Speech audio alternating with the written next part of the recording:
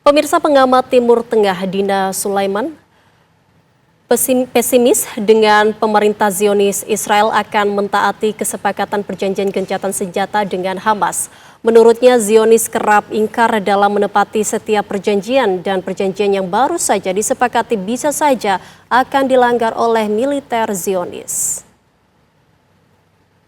Kalau melihat track recordnya Israel selama ini, baik terkait dengan Libanon yang gencatan senjata 27 November 2024 kan terus-menerus ini ya dilanggar oleh Israel. Ada lebih dari 500 serangan yang dilakukan oleh Israel ke desa-desa dan kota-kota di Libanon Selatan. Tapi juga terkait Palestina selama ini juga kan Israel tuh sudah berkali-kali ya membombardir Gaza, misalnya di tahun 2014. Nah itu juga dihentikan dengan gencatan senjata, tapi Israel masih terus saja melakukan serangan bom ke Gaza.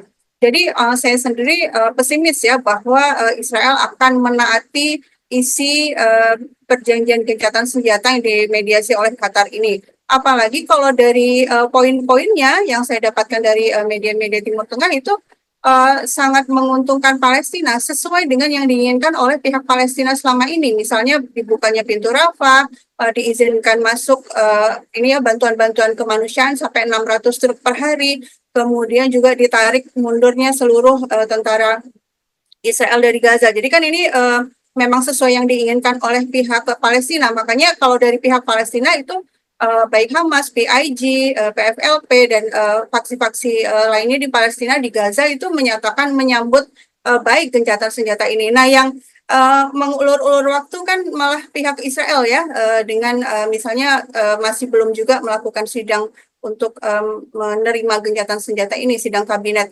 Nah, ini menunjukkan bahwa sepertinya tidak ada itikat baik dari pihak Israel ya, hanya menunda-nunda waktu karena memang tekanan internasional terhadap Israel sangat keras, juga apalagi Amerika Serikat juga sedang terjepit juga ya, Biden mau habis masa jabatannya dan Trump akan terpilih, sehingga buat Biden ini butuh legacy ya, butuh nama baik kalau dia meninggalkan kursi kepresidenan dalam kondisi seperti ini, tentu dia akan dicatat sebagai presiden yang gagal menciptakan perdamaian di Timur Tengah yang terlihat sangat lemah dan tunduk pada Israel.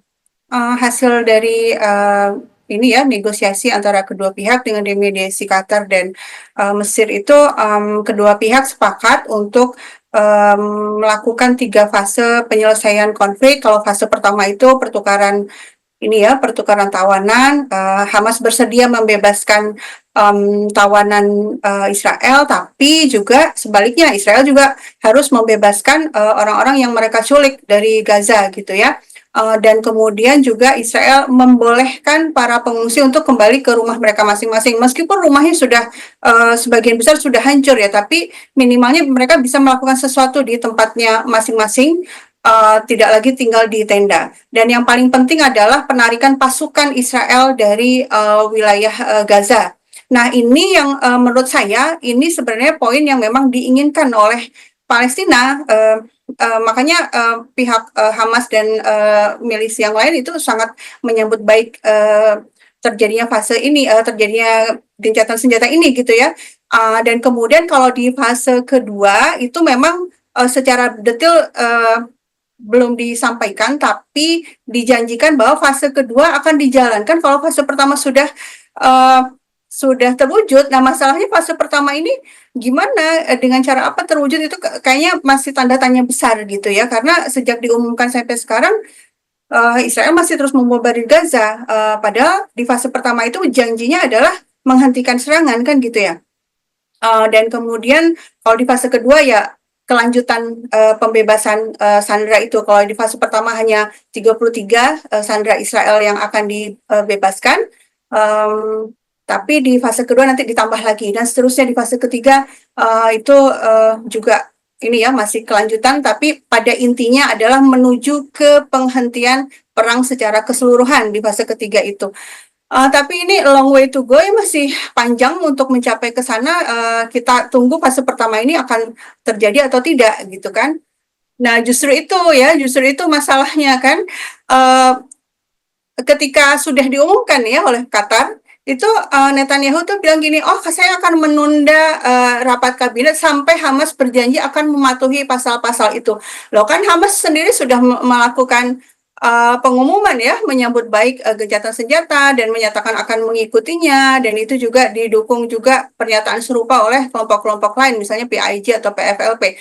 Nah, jadi belum belum itu Netanyahu sudah bikin ulah gitu ya, sudah mencari-cari alasan untuk tidak mematuhinya. Dan mungkin perlu saya tambahkan juga bahwa selain yang tadi saya sebutkan, kalau dari sisi ini sendiri ya, dari media-media anti mainstream ya, misalnya media dari Lebanon itu mereka mendapatkan full lengkap isi pasal per pasal itu jauh lebih ini lagi ya, jauh lebih menguntungkan lagi daripada yang banyak tersebar. Misalnya yang itu ya 600 truk boleh masuk setiap hari, terus kemudian tenda-tenda akan disuplai sebanyak-banyaknya ke Gaza, dan penjara-penjara Israel dikosongkan dari perempuan dan anak-anak Palestina. Artinya itu kan pembebasan besar-besaran orang-orang Palestina.